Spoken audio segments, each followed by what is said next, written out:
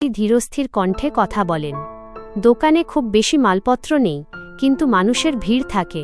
কারণ এলাকার সবাই জানে এই দোকানে কোনোদিন মাপে কম দেওয়া হয় না বা ভেজাল পণ্য বিক্রি করা হয় না। কাউন্টারের একপাশে বসে আব্দুল করিম তসবিহ টিপছিলেন।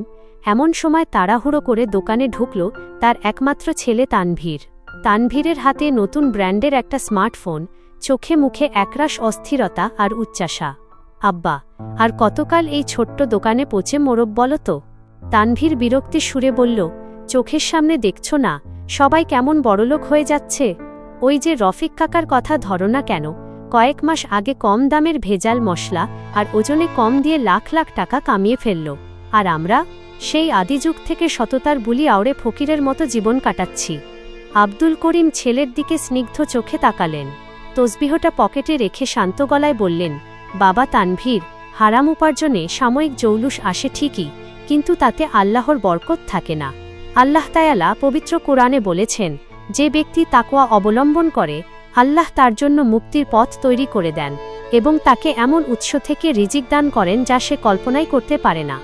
সততা হল একজন মুমিনের সবচেয়ে বড় মূলধন। তানভীর মুখ বাঁকিয়ে জবাব দিল, আব্বা, সততা দিয়ে এখন পেট চলে না।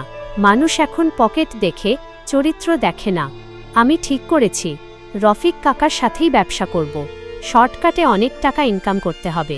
ছেলের এই অন্ধ মোহাচ্ছন্নতা দেখে আব্দুল করিমের বুক চিরে একটা দীর্ঘশ্বাস বেরিয়ে এল। কিন্তু তানভীর তার সিদ্ধান্তে অনড় রইল। সেদিনই সে বাবার কথা অমান্য করে হাত মেলাল এলাকার সবচেয়ে ধূর্ত ও অসৎ চাল ব্যবসায়ী রফিকের সাথে।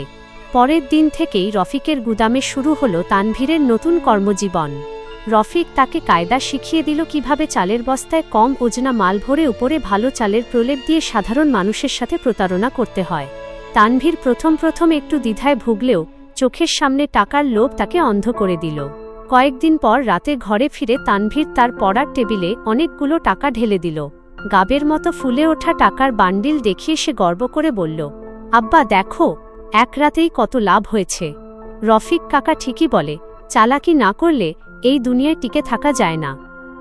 ছেলের সামনে ওই হারাম টাকার পাহাড় দেখে আব্দুল করিমের চোখ দিয়ে গড়িয়ে পড়ল জল।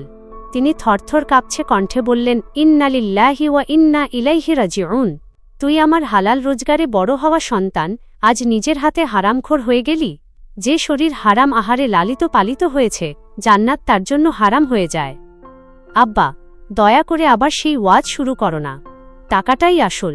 তানভীর রাগে টাকাগুলো ড্রয়ারে বন্দি করে ঘর থেকে বেরিয়ে গেল। কিন্তু পাপ কখনো চাপা থাকে না। এর ঠিক 2 দিন পর দুপুরের দিকে বাজারের মূল চত্বরে হইচই পড়ে গেল। রফিকের দোকান থেকে চাল কিনে এক ক্রেতা আবিষ্কার করল ভেতরে সব পচা চাল আর মরা ঘুণ পোকা ভরা, আর ওজনে প্রতি বস্তায় 4 কেজি করে কম। মুহূর্তের মধ্যে বাজারের মানুষ ক্ষুব্ধ হয়ে উঠল। মুরব্বী নাসির সাহেব এগিয়ে এসে কঠোর ভাষায় এই প্রতারণার প্রতিবাদ করলেন। ঠিক সেই মুহূর্তে প্রশাসনের লোকজন এসে হাজির হল এবং হাতে নাতে প্রমাণ পেয়ে রফিককে হাতকড়া পরিয়ে থানায় নিয়ে গেল। দূর দাঁড়িয়ে এই দৃশ্য দেখছিল তানভীর। তার হাত থেকে জিনিসপত্র খসে পড়ে গেল। বুকটা কেঁপে উঠল ভয়ে। আজ যদি সেও গুদামে থাকত, তবে তার অবস্থাও আজ এই হতো। গভীর রাত, চারপাশ নিঝুম। তানভীর তার ঘরের মেঝেতে মাথা গুজে নিঃশব্দে কাঁদছে। তার পাশেই এসে দাঁড়ালেন আব্দুল করিম। ছেলের মাথায় পরম স্নেহে হাত বুলিয়ে দিলেন। কান্নাজড়িত কণ্ঠে তানভীর বলে উঠল, আব্বা, আমাকে ক্ষমা করে দাও। আমি অন্ধের মতো শর্টকাটের পেছনে ছুটতে গিয়ে সব শেষ করে দিতে বসেছিলাম। টাকা আয় করার এই অন্ধ নেশা আমাকে ধ্বংসের মুখে নিয়ে যাচ্ছিল। আজ থেকে আমি কসম করছি, জীবনে আর কোনোদিন অসৎ উপায়ে 1 টাকাও ইনকাম করব না।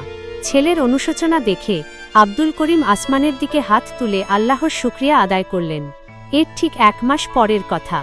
আব্দুল করিমের সেই ছোট মুদি দোকানটি আগের মতোই শান্ত আর পরিপাটি। আজ তানভীর নিজেই হাসিমুখে ক্যাশ কাউন্টারে বসে সততার সাথে ক্রেতাদের হিসাব বুঝিয়ে দিচ্ছে।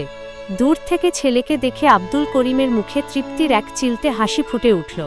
কারণ সে বুঝে গেছে, সাময়িক কষ্ট বা কম লাভ হলেও সততার চাদরে মোড়ানো হালাল জীবনের শান্তি ও বরকত দুনিয়া এবং আখিরাতের সবচেয়ে বড় অর্জন।